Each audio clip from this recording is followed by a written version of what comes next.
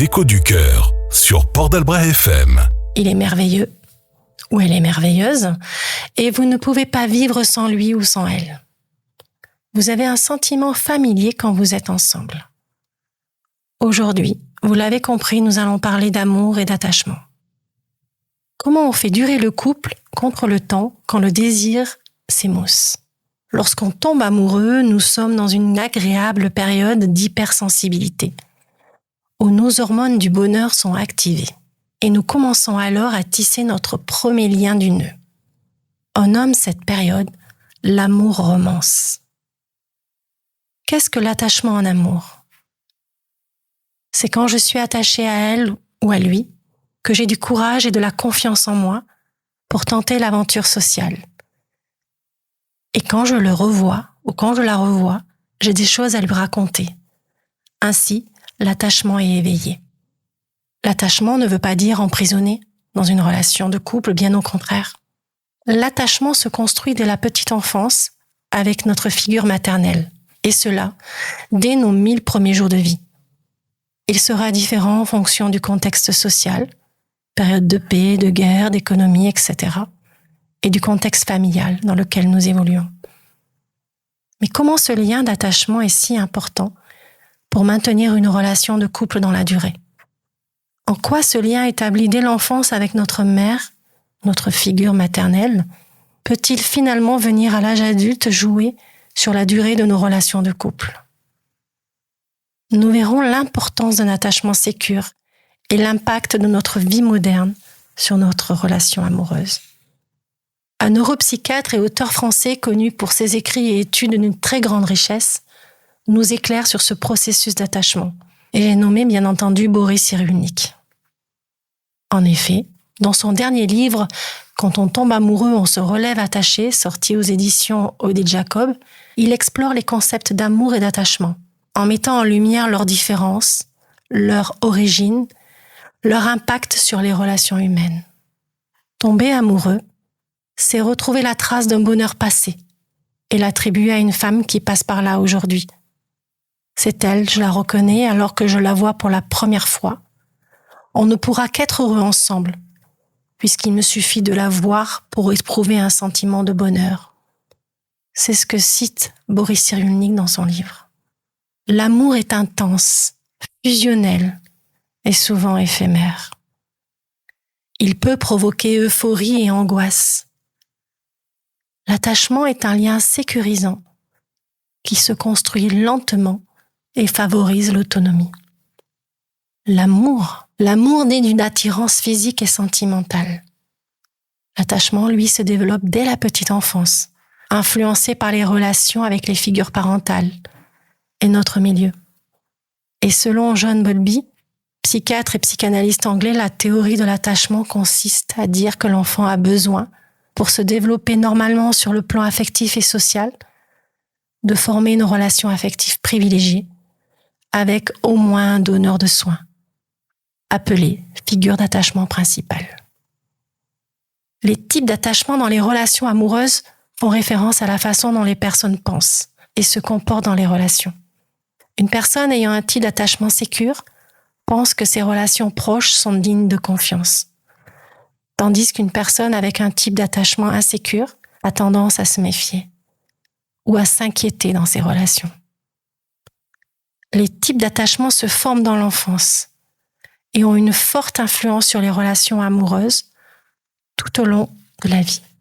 L'attachement sécure, alors à peu près 60% de la population, à l'aise dans les relations, équilibrées, fidèles, s'engage dans des relations plutôt saines, avec un bon niveau d'intimité, de communication et d'autonomie.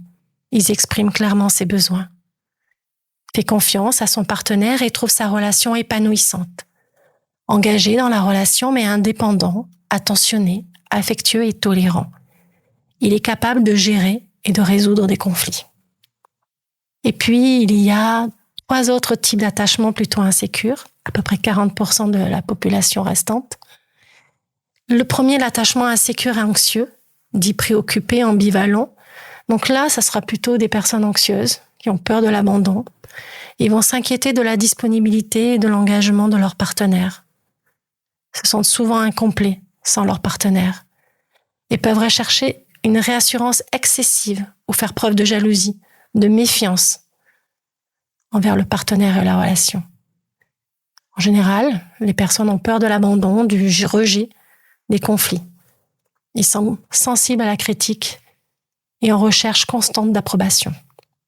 L'attachement insécure évitant d'y détacher, la personne a plutôt peur de l'intimité, préfère la distance. La personne peut sembler distante, émotionnellement détachée. Elle va avoir tendance à éviter l'intimité, la vulnérabilité et l'engagement, et de passer le moins souvent possible du temps avec son partenaire. Plutôt de nature rigide, prudente et assez distante. La personne est inconfortable vis-à-vis des émotions et des conflits. Et enfin, le dernier attachement insécure, dit anxieux, évitant, tout désorganisé, confus, incohérent, souvent lié à des traumatismes précoces. Il va alterner entre l'attachement anxieux et l'attachement évitant. Il désire et se méfie simultanément de l'intimité avec son partenaire, ce qui entraîne un comportement contradictoire et incohérent.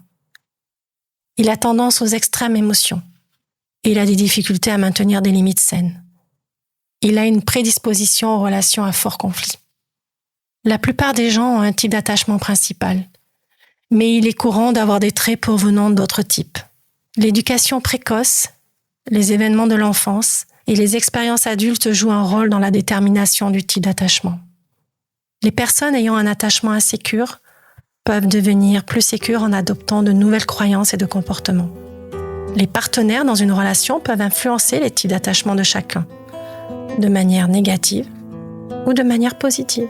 Les échos du cœur avec Amaya. C'est toujours Amaya et je vous parle d'amour et d'attachement, également dans mon dernier livre, Les flammes jumelles, la clé du parcours l'amour, aux éditions Exergue en librairie. Comme je vous le disais avant la chanson de Grand Corps Malade, l'amour peut évoluer vers un attachement durable si les partenaires sécures s'accordent. Les styles d'attachement influencent la qualité des relations et la manière de gérer les conflits. De nombreux scénarios différents peuvent illustrer le passage de l'attachement filial à l'attachement romantique.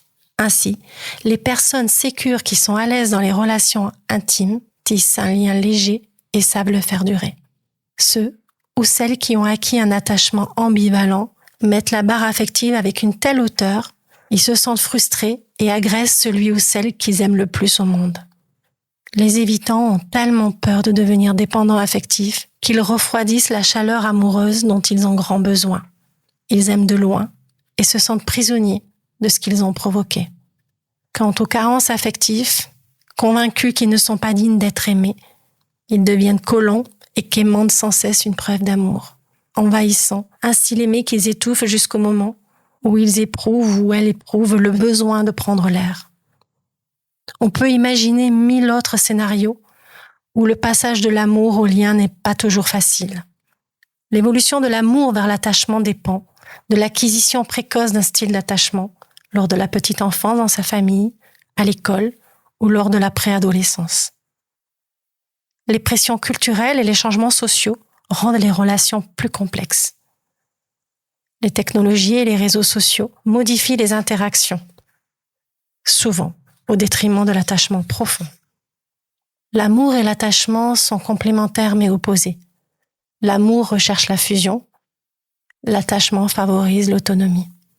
Une relation harmonieuse nécessite un équilibre entre ces deux sentiments. En résumé, l'amour est une passion intense mais passagère, tandis que l'attachement est un lien sécurisant qui se construit avec le temps. Les styles d'attachement influencés par l'enfance jouent un rôle clé dans la qualité des relations. Nous aborderons, lors d'une prochaine chronique, l'amour sous algorithme. Nous voilà au terme de notre voyage à travers l'amour. J'espère que cette chronique a su résonner en vous, qu'elle a éveillé des émotions et qui sait des aspirations nouvelles. L'amour n'est pas seulement une émotion, mais c'est aussi un processus cognitif, complexe et fascinant. Alors continuez à cultiver l'amour dans vos vies, à être sécure dans vos relations, avec vos émotions, pour qu'ils soient ensuite épanouis pour le reste de leur vie. À bientôt pour de nouveaux moments radiophoniques et d'ici là, je reste disponible en présentiel ou en visio pour une consultation.